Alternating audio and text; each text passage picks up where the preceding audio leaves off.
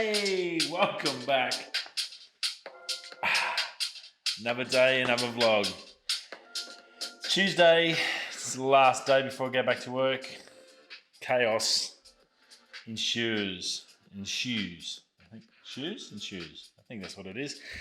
Good to have you all back. Hope you're all well. Yeah, crazy times every time. Doesn't matter how organised I get.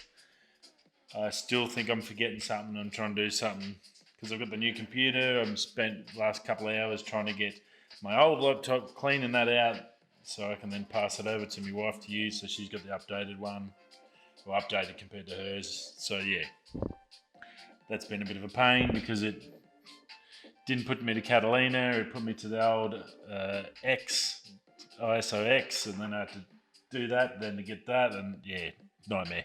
Anyway, my own stupid fault, but I think I'm there. I'm back at I do all my backups. I'm trying to clean up a bit of my hard drive. I'm at seven terabytes of hard drive, so I think it's due next time I come home to sit down and really go through and do a big organisation clean out day where I just go through and hack through all the crap that I haven't used in a couple of years or a year, and then just offload it. Except for obviously the videos, channel videos. I'll try to keep them. I'll keep them as long as I possibly can. I know they stay on YouTube, but there's channels that have been hacked and lost everything, so I don't really want to throw everything away. The only ones I don't keep are these Another Day, Another Vlogs. So if they go, well, I'm screwed. So just too much storage to keep all that, so I just can't afford it. But other than that, not too bad. A chilly day here in Perth, so weather's picked up temperature-wise. Finally dropped down, getting a bit of decent winter. I think the first time I've had to put tracky pants on at home for the whole year, so that's not too bad. 2 days I think of the year I've had to put trackies on, so that's not too bad out of a whole year. So it's really not that bad weather-wise. It's the sun's out today. It was raining all day yesterday, which is good. And yeah, on that, all good. Now, I did forget to mention to you yesterday that the website, I have been saying to you for ages, trying to get it done. Well, I've got it up. In what shape or form it is, I guess I need you guys to tell me. I've got up there. I put a heap of my nicest photos up there and a bit about myself and little bits and pieces. It's obviously a website, something that's just continuously evolves and changes with me. And I just wanted to get it finished and have a place to go. And then I'm going to work for myself from there. So, yeah, fingers crossed. I hope you all enjoy it. And at least we've got a home base for the channel, the Instagram, the Facebook, and all to sort of delve back in. So I have been on a mad, crazy rush in this last week. It's been a really good, positive week in the fact that I've gone through, I've finally fixed my intro sting and got the 34 media in there, taking the Tigers media out. So I've upgraded that. I've had to upgrade the thumbnail logo in there. I had to try and change, I think Instagram names had changed. I had to try and change Facebook, and just every time you do something, it's not a 5-second job. You've got to go and change so much. So I think I'm pretty close to being all aligned again and back on one page. So fingers crossed. But yeah, website's there. Pretty happy with how it turned out. It looks pretty neat and tidy. I've got to now look at on that business side is to start looking at other options and how I can do it.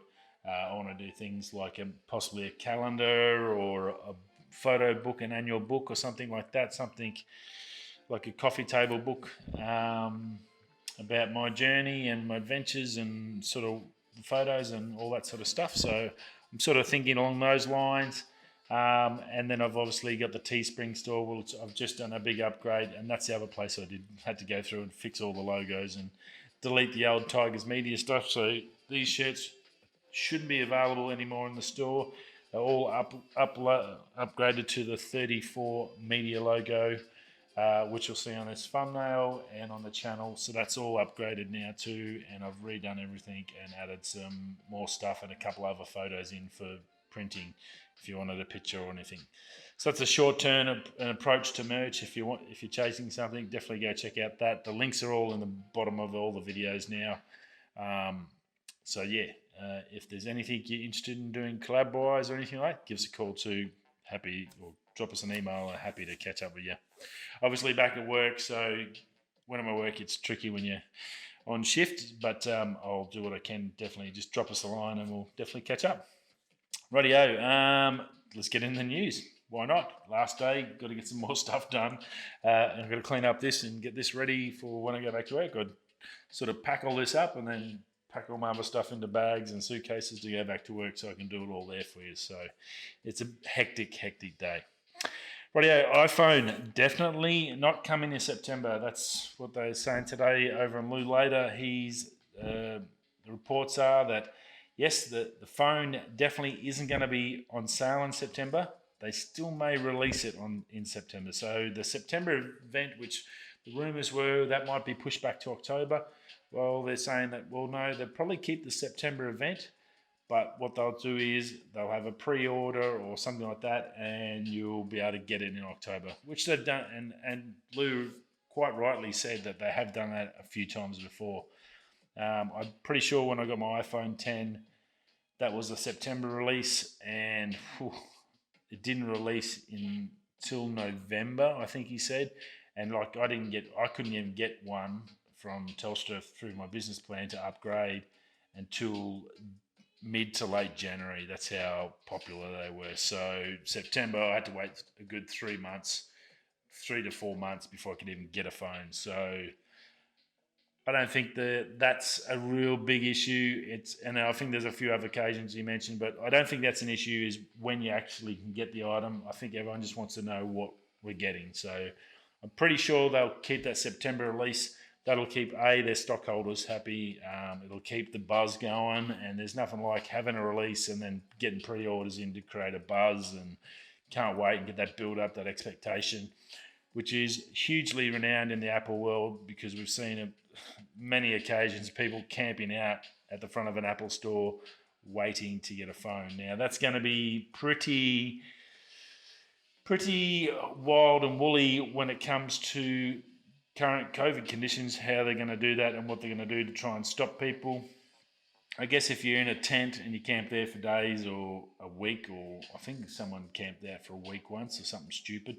If you're there for a couple of days and you're in a tent, I guess at least you're isolated. I'm not sure how they're going to handle that. So they may look at a different approach. I think it's smart, Apple, maybe just to do an online pre-order, and then as soon as they release, they'll ship out to everyone, and you get them at they'll pay for a fast express service or something to get it to you as quickly as possible, so you're not waiting days or weeks. Obviously, the guys that want to do the unboxings and stuff,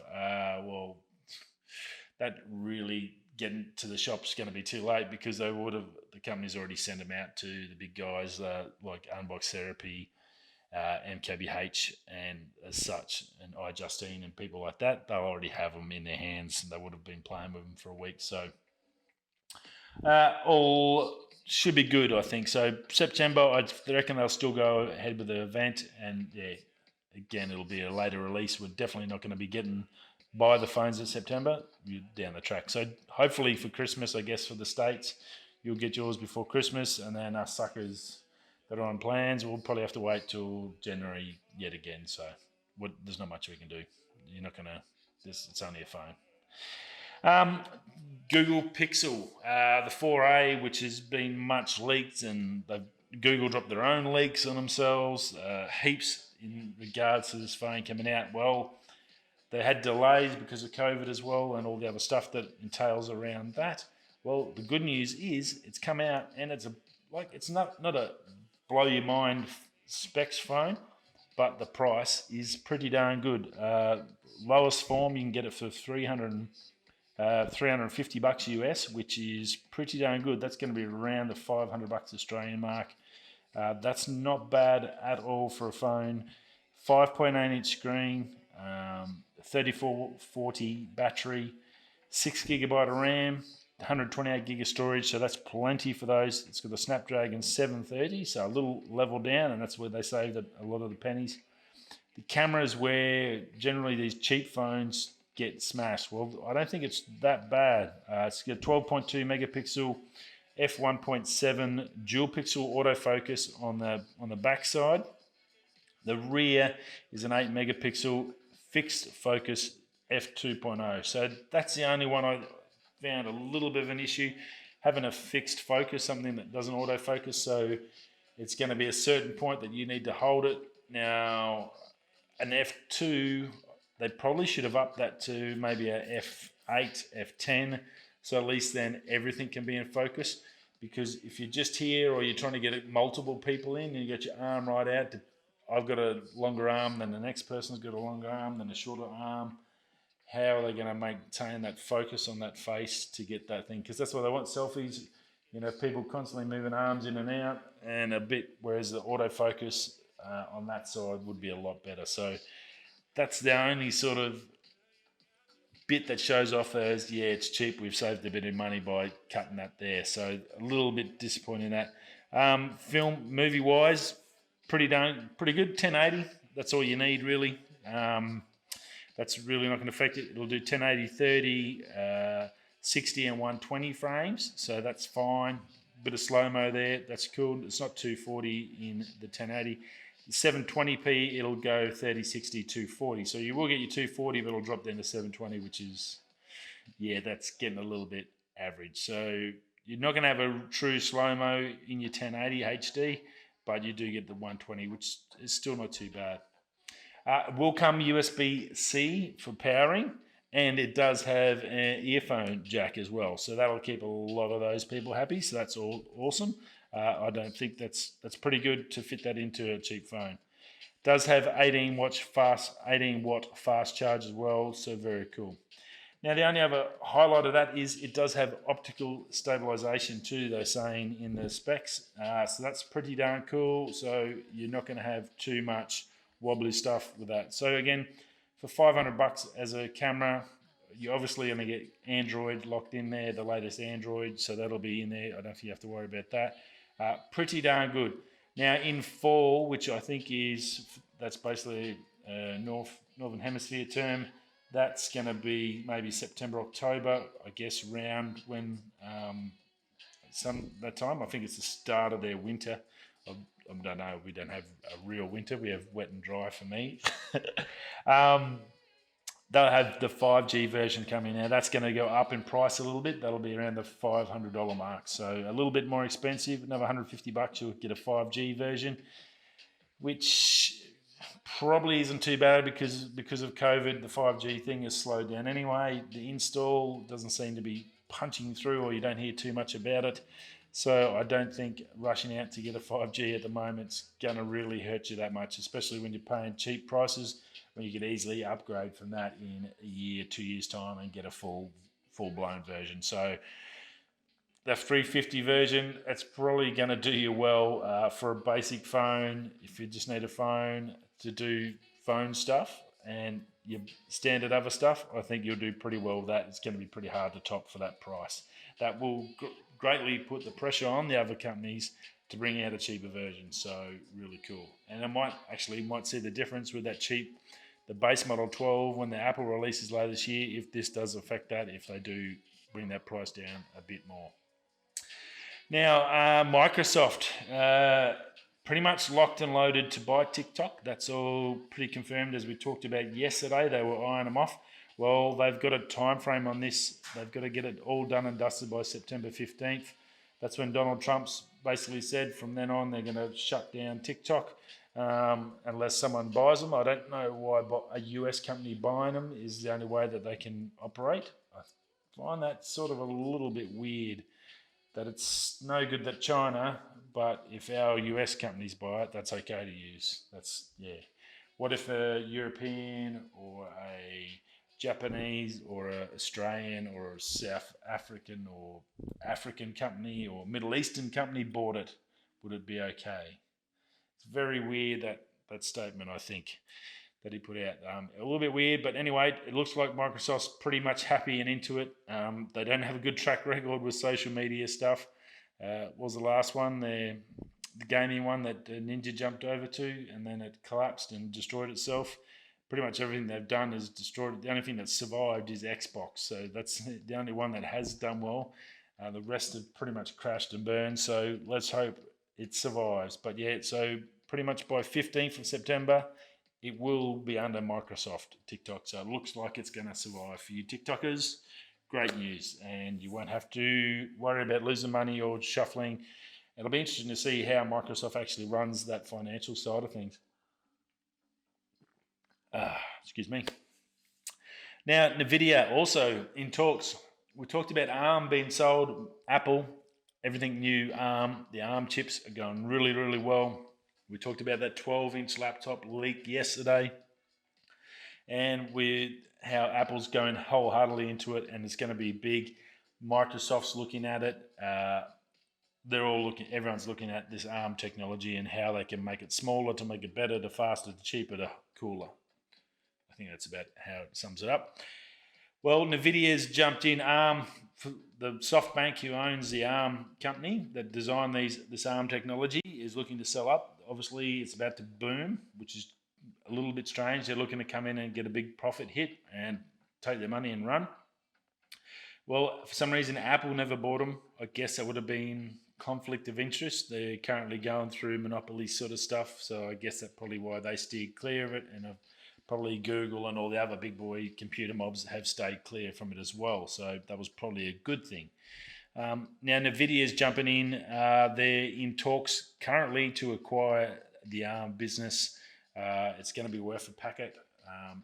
Nividia is obviously way ahead of the game in their graphics cards and stuff like that. So not a bad business decision, and at least we'll see that ARM continue to go. ARM will probably end up being bigger than Nividia on its graphics side anyway, and that may then help them. So I think it'll be a good little collaboration there. So definitely interesting, and good to see that one's not far off being resolved. Now, SpaceX, it's been a long time since we've had astronauts coming and going from the planet, which I think is good. We've got a few, we get them up to the space station and that. Everyone's currently trying to get back to the moon again at the moment. I don't know how we haven't got back to the moon. We got there in 69, but no one's been back since, which is really weird to understand. Surely all the money they blow into arms races and wars and crap, they could have easily put money into like going to the moon and back. But yeah, anyway. Well, SpaceX, as part of SpaceX, they've took some astronauts up to the space station a little while ago, I think 6 months ago, dropped them off. It was a nice little Uber run for them. And yesterday, I think they brought them back with their systems and their shuttle, dropped them off in the ocean, boom, 5-star rating from Uber. I think from NASA, they give them a 5-star rating. They've fully gone full Uber. Very, very cool. Great job to SpaceX. First ever private company to take astronauts into space and return them home safely. So bloody awesome. The new age is coming. I wasn't alive in 69 when that started, but the 70s, 80s as a kid, space, up until Challenger when that blew up, and I still remember seeing that on television, watching that space shuttle blow up alive on TV. That was pretty insane.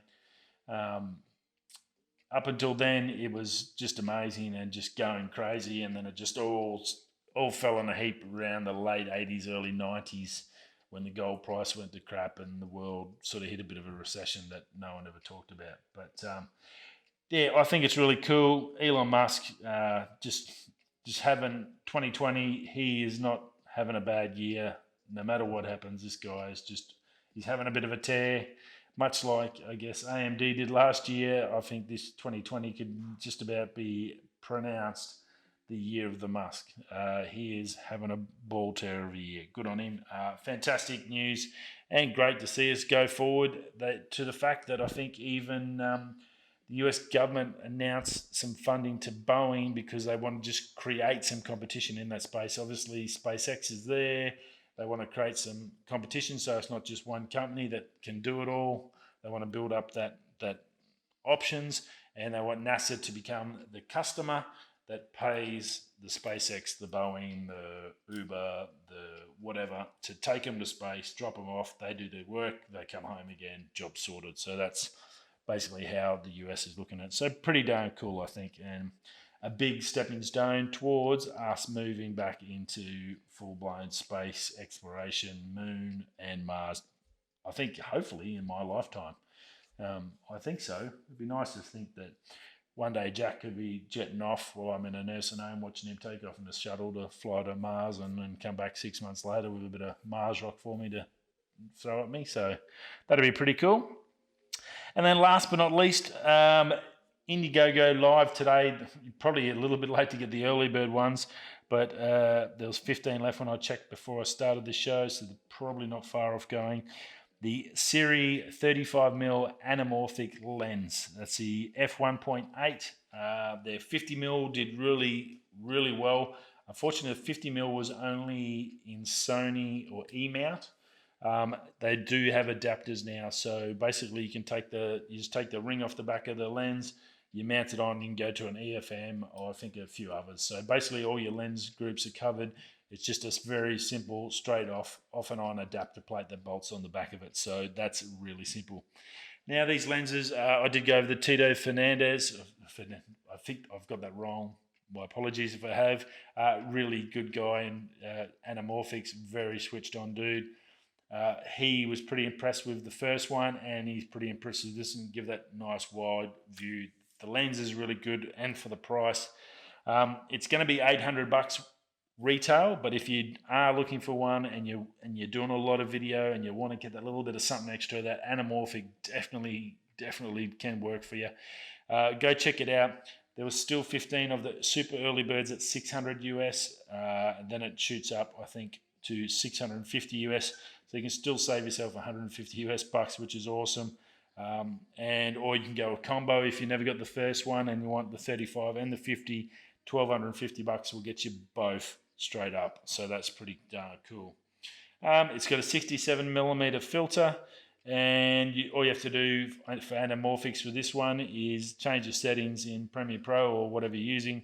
Just make it 133% length with a width of 75%, and that'll convert it straight over nicely. So it's not a hard thing to do if you haven't thought about it. Definitely go check it out, Indiegogo. Check it out on the Sirui website. I use their filters. I've got their gimbal, which I really don't use that much. I'd probably need to do something with that. But they're a quality, reliable company. It's ready to go. They're just starting production now, so it's not one of those Indiegogos where you don't know if it's going to be hit or miss. It's definitely happening. They're building it. It's happening. Get ready for it. So if you want one, now's the time to get in and save yourself a couple $100. And that's about it. I will see you all again tomorrow, but I'll be not in this space. I'll be back at work in the room. So thanks for stopping by, and I'll see you all then. Whether you're coming, going, I'll catch you all from the Pilbara. Peace.